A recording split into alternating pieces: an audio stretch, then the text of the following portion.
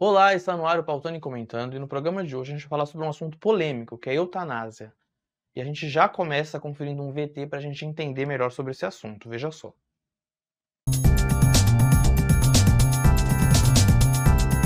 Eutanásia vem do termo grego eu mais thanos, que na tradução fica como morte sem dor, ou até mesmo boa morte.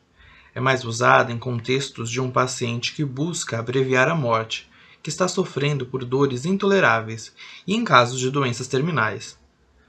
É um tema polêmico, e cada país tem sua lei específica em relação à temática.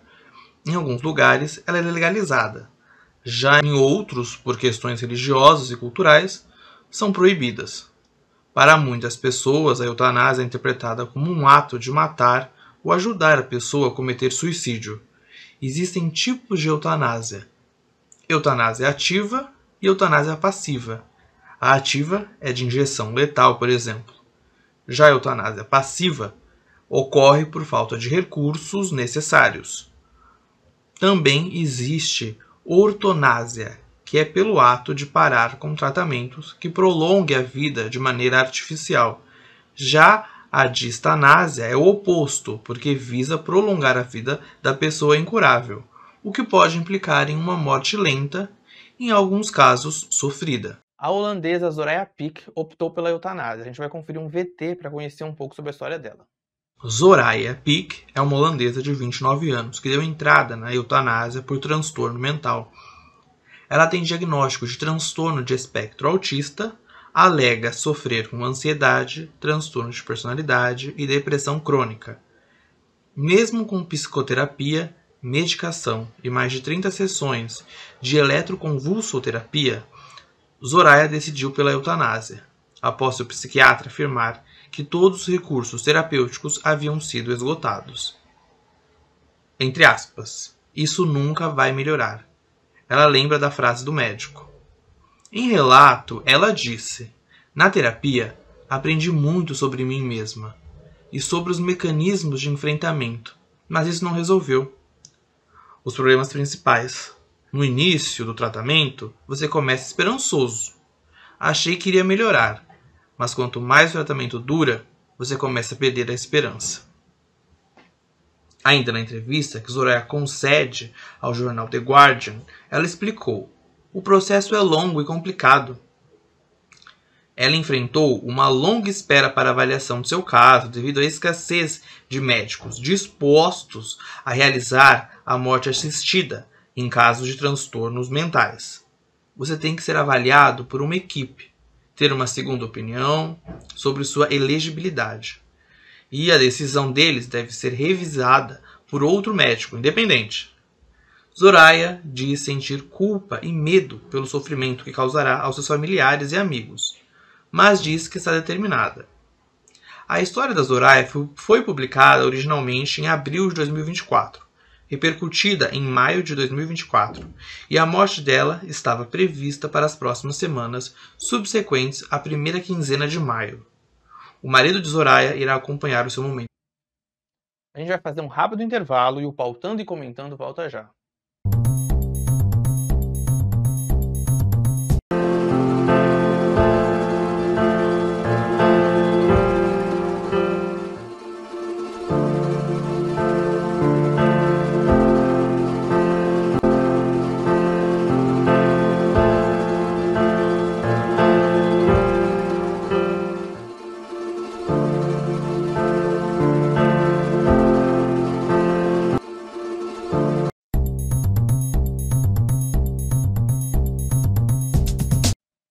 Estamos de volta com o Pautando e Comentando e agora a gente vai conferir um VT sobre uma declaração do Papa sobre a eutanásia. Veja só. Dia 22 de 5 de 2024, o Papa Francisco deu uma declaração sobre a eutanásia. É um fracasso do amor e nunca é fonte de esperança ou preocupação genuína. Os verdadeiros cuidados paliativos são radicalmente diferentes da eutanásia, que nunca é uma fonte de esperança nem uma preocupação genuína pelos doentes e moribundos. Pelo contrário, é um fracasso do amor, um reflexo de uma cultura do descartável, em que as pessoas já não são consideradas um valor fundamental a ser cuidado e respeitado. E agora a gente vai conversar com a especialista em ciências criminais, Bárbara Souza, para falar sobre este assunto. Diagnosticada com transtorno de borderline e aprovada para receber eutanásia. Uma holandesa chamada Aurélia bebeu veneno fornecido por um médico e se deitou para morrer. A eutanásia, a morte assistida por um médico, é legalizada na Holanda. O suicídio dela foi sancionado pelo Estado. Ela disse: "Eu tenho 29 anos e escolhi ser voluntariamente submetida à eutanásia. Escolhi isso porque eu tenho muitos problemas de saúde mental. Sofro de maneira insuportável e sem esperança. Cada suspiro que eu dou é uma tortura." Na Holanda, em 2017, foram autorizadas 6.585 mortes por eutanásia, sendo 83 casos de sofrimento psiquiátrico. A Aurélia disse: "Quando eu tinha 12 anos, sofria de depressão. Quando fui diagnosticada pela primeira vez, me disseram que eu tinha transtorno de personalidade borderline. Outros diagnósticos se seguiram: transtorno de apego reativo, depressão crônica. Eu sou cronicamente suicida, tenho ansiedade, psicose e ouço vozes." Em um primeiro momento, os médicos de Aurélia não queriam endossar seu pedido de eutanásia. Então, ela se inscreveu no Levendeselik, uma clínica de fim da vida na Holanda. Por outro lado, as pessoas que optam por não fazer os tratamentos, né, acabam já sendo uma eutanásia, entre aspas, né? Exatamente. Porque a pessoa não vai fazer uma quimioterapia, não vai fazer um tratamento, ela já vai estar indo nesse caminho. Porque também eu acho que, eu acredito, né, que tem que ser uma opção da pessoa. Exatamente. Porque cada um sabe do sofrimento, cada um sabe sobre o que está passando, Sim. e aí acaba interferindo nisso. Isso. No caso dela, da Aurélia, era transtorno de borderline, né? Uhum. E aí eu vou continuar aqui contando para vocês, ela falando aqui as aspas dela, né? Como a Aurélia falou, eu tenho 29 anos e escolhi ser voluntariamente submetida à eutanásia. Escolhi isso porque tenho muitos problemas de saúde mental. Sofro de maneira insuportável e sem esperança. Cada suspiro que eu dou é uma tortura. No outro bloco, quando a gente mostrou o outro caso, os médicos da outra menina tinham falado também que ela não tinha solução nenhuma. Da Aurélia, eu ainda não sei aqui direito se os médicos falaram a mesma coisa, se é um outro caso, mas ela sentia já que não tinha mais jeito, né? Não tinha mais jeito. Pra ela tava, tava tudo esgotado pra ela ela achava que não teria mais nenhuma solução, né, de vida, porque era torturante pra ela viver com aquela dinâmica, né, emocional que ela estava se encontrando, e cada dia pra ela era muito torturoso para ela passar, era muito difícil, era muito complicado, e aí o que ela optou? Optou pela eutanásia, né? O que no Brasil não é lícito, né? Não é legal. Aqui no Brasil não pode ocorrer esse tipo de situação, né? No Brasil é Sim. proibido, né? No nosso atual Código Penal. E lá fora, né, já eles aceitam, tem uma outra observação acerca da dinâmica, ainda mais quando se trata de um problema que a pessoa não tem mais nenhuma possibilidade de ter um retorno ou uma cura. Mas lá mesmo assim não é tão simples, né? Precisa de toda uma aprovação, os médicos convencer, demora anos, como a gente mostrou também no outro caso. E aí, aqui eu vou continuar contando um pouco da história dela, que, como eu disse, né, o médico precisa estar convencido, esses critérios podem ser aplicados, é mais de um que escuta.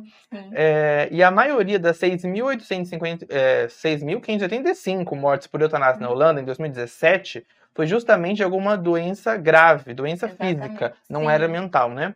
Houve, no entanto, 83 casos que o procedimento foi realizado em razão de sofrimento psiquiátrico. É menor, né? As pessoas optam, mas já tá, né? Esses casos estão surgindo e muita gente fazendo. Porque nesses casos de depressão, né, a dor que a pessoa tem, só ela pode mensurar. É uma dor que, ela acha que só ela morrendo, ela acaba com aquela dor, né? Tem muita gente, inclusive, que acaba se suicidando, se jogando do prédio, sei lá, causando a própria morte, tomando alguma coisa, remédios para causar o próprio suicídio. E a morte da Aurélia, né, provocou um grande debate na Holanda e ganhou manchetes em vários países. Ninguém sugeriu que o procedimento foi legal. Muitos questionaram se foi para esse tipo de causa que a legislação de 2002 era permitida. Então, é polêmico, né? Entra questões religiosas, questões morais, né, no meio. E é isso, a gente resumindo ali o caso dela. Quero agradecer a sua participação, viu, Bárbara? A gente vai fazer mais um intervalo e o Potônio Comentando volta já. Muito obrigada pela oportunidade.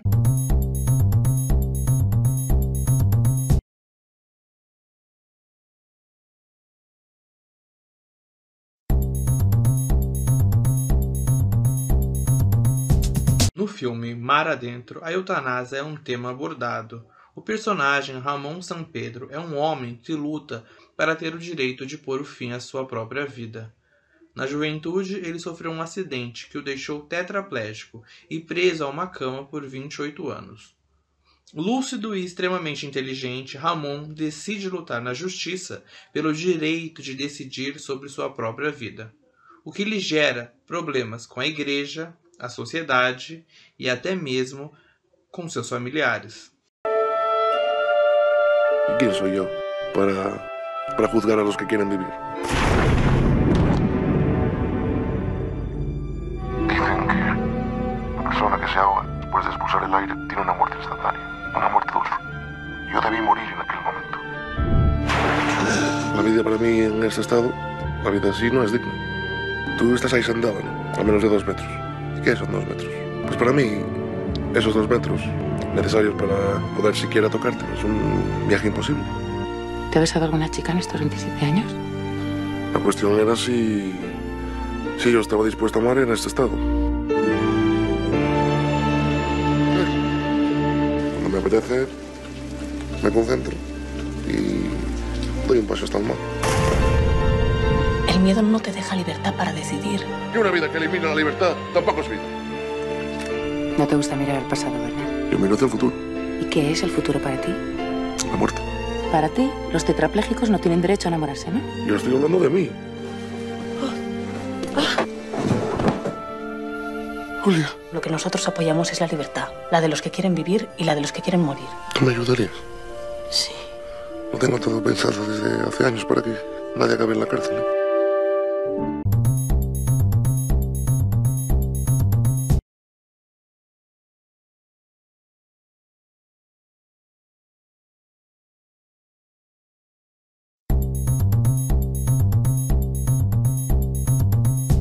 Meio século chegou.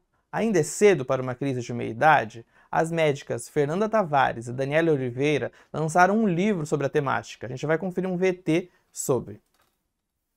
Meio século chegou. E daí? Ainda é cedo para uma crise de meia-idade? São diversas as temáticas acerca dos 50 anos em que as autoras exploram. Desde a infância, juventude, família, filhos, amigos, namoros, saúde, sexo, luto, carreira e muito mais. Fernanda Tavares e Daniela Oliveira são as autoras da obra. Fernanda Tavares é médica, endocrinologista e nasceu em Belo Horizonte. É professora universitária e doutora em gerontologia. Já Daniela é psiquiatra e também atua como professora universitária. Priscila Weinberg começa a ressignificar sua história de vida na chegada dos seus 50 anos, a qual considera um novelo bem embolado. Para ela, isso não é de fato tão ruim, pois retrata fatos e experiências que recheiam a vida. Nesse contexto, seguem-se debates, histórias, dilemas e uma busca por tornar seu novelo mais liso, algo que a personagem entende que acontecerá no reencontro com a criança que fora algum dia. Livre, com sorrisos fáceis. São textos interessantes, ora filosóficos, ora bastante divertidos, temperados pelo comentário de sua amiga psiquiatra e cartomante, que dá conselhos ao final de cada capítulo.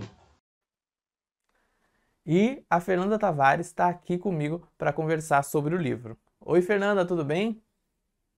Olá a todos, obrigada, Gabriel, pelo convite. Fernanda, como surgiu a ideia do livro? A ideia do livro surgiu assim de uma forma bem inusitada, assim, sem muito. A gente não se preparou, eu e a outra autora, Daniele, para escrever. Num café, assim, no lugar onde a gente trabalha, conversamos sobre essa questão do etarismo, do envelhecimento, e resolvemos, por que não, mostrar algumas histórias e, ao mesmo tempo, como médicas, ela psiquiatra e eu endocrinologista, rechear esse livro com algumas coisas fisiológicas mesmo do envelhecimento e psicológicas, mas tentamos fazer isso de uma forma bem divertida, assim, que qualquer pessoa pudesse ler e às vezes se encontrar ali, especialmente as mulheres que estão passando pelo mesmo problema, né? A gente vive em uma sociedade cada vez mais plural e existem diversos tipos de mulheres, de pessoas que chegam aos 50 anos de idade, né? Como que foi isso na construção do livro? Realmente existe, né, essa questão da pluralidade, porém, com o envelhecimento populacional, né, essa mudança demográfica que a gente está passando, a gente tem um envelhecimento e principalmente uma feminização da velhice. Então, aquela questão da mulher de 50 anos, de coquinho, vovó, para a maioria das mulheres, eu acho que o livro vai interessar, sim. Mulheres principalmente que estão trabalhando, que foram mães mais velhas, que também é uma tendência, né, que agora que estão com filhos adolescentes, então teve uma mudança muito rápida nessa questão demográfica, né, muito pouco, assim, se a gente pensar na década de 70 para hoje, não tem tanto tempo assim, mas a mudança dessa mulher de 50 anos é muito grande. Então, é mais ou menos isso que a gente tenta discutir. Está todo mundo trabalhando, agora com o modelo da Previdência Social, por exemplo, a gente vai demorar a aposentar, então, é isso que a gente discute, né, e há outras questões, né, né, a questão do divórcio aumentou muito, então muitas mulheres estão separadas, essa questão da maternidade, da divisão, da questão dos ex, namoros, então está muito diferente de tudo. É claro, né, assim, cada um é um, a vida é de cada um e até como se lida com cada questão é diferente, mas essa personagem, a Priscila, ela fala disso com muita naturalidade e, ao mesmo tempo, ela é rebatida pela outra personagem do livro, que é a Dora. Então, como você disse que é plural, né, então a gente coloca, de repente, um singular, mas que é rebatido, né, com questões que pluralizam aquele que foi falado de uma pessoa. Então, ela contesta, né, e contextualiza de uma forma mais abrangente o problema. Você sente algum peso na chegada dos 50 anos? Como tem sido isso para você? Você sente? Tem.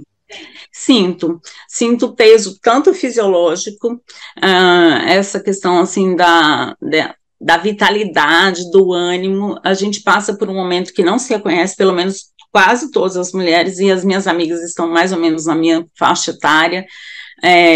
Eu vi uma entrevista até com a Angélica esses dias, e ela fez a descrição perfeita, só que ela passou isso por um pouco mais cedo, né, do que eu e a outra autora passamos, que a gente estava passando ali mesmo no limiar dos 50 anos. E tenho colegas, quase todo mundo a queixa mesmo, a gente não se sente a mesma pessoa, a vitalidade vai caindo, os hormônios vão caindo, vai ficando muito diferente assim, e a gente tem que continuar, não tem como parar.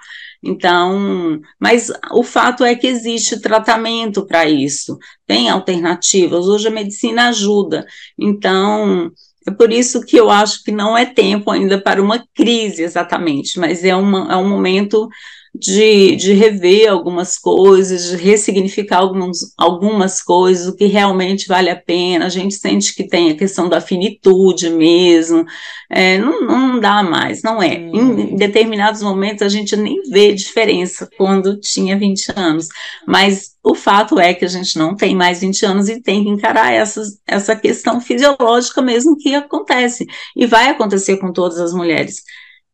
Aqui, numa média aí dos 50 anos, um pouquinho antes, um pouquinho depois. A Priscila é qual de vocês? Podemos considerar esse livro como uma autoficção? Sim, ou não? Isso. Sim, é uma autoficção. Não somos nós, tá? Assim, tem vezes que a gente inverte, que a Priscila não necessariamente sou eu. Muitas vezes a Priscila foi a Daniele, que escreveu comigo, e eu inverti, né, com ela o papel da Dora. Então, é muito misturado, assim, não é uma biografia, tá? Mas são problemas que a gente via no dia a dia, muito ela, no consultório dela de psiquiatria, questão de ressaca moral, por exemplo, uso de medicamentos, alcoolismo, que a gente achava que tinha que debater. vários problemas assim que a gente colocou e a questão da infância como base para esse momento, a importância da família, da maternidade, muito. Então, assim, a gente criou temas, cada uma escreveu, tem um pouco de experiência nossa, tem um pouco de, como eu digo, inspiração em fatos reais perto da gente, mas que a gente romanceou para tentar alcançar o objetivo que a gente queria sobre o tema, assim, dentro da leitura. Nosso tempo está esgotando, infelizmente, mas eu gostaria de saber, né, o livro, ele, contando aqui um pouco, não vou contar tudo, inclusive para o pessoal que quiser ler a resenha, lá no meu blog, portalgabriel.com, você consegue ler a resenha do livro, aí eu conto a minha opinião sobre, você consegue também achar informações de onde você encontra o livro. Mas ele para ali num ponto da chegada aos 50, né, ela vai contando ali toda a vida dela, e daqui pra frente, você acha que o livro daqui 10, 20 anos, a chegada aos 60, aos 70, porque também acabam sendo marcas, né? E marcos na vida das pessoas. Acredito que terá, sim. A gente já está até pensando em algumas coisas. Certo. É isso, Fernanda. Nosso tempo é curto. Quero agradecer a sua presença aqui no programa e espero que a gente possa conversar em uma outra oportunidade. Tchau. Eu que agradeço, tá? Muito obrigada a todos. Tchau. A gente vai fazer um rápido intervalo e o Pautando e Comentando volta já.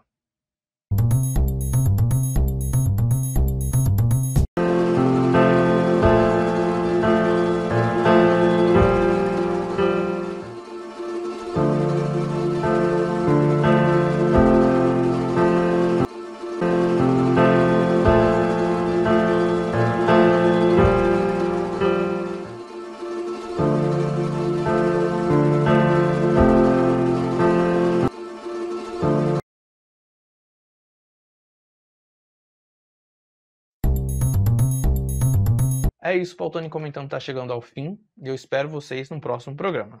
Tchau!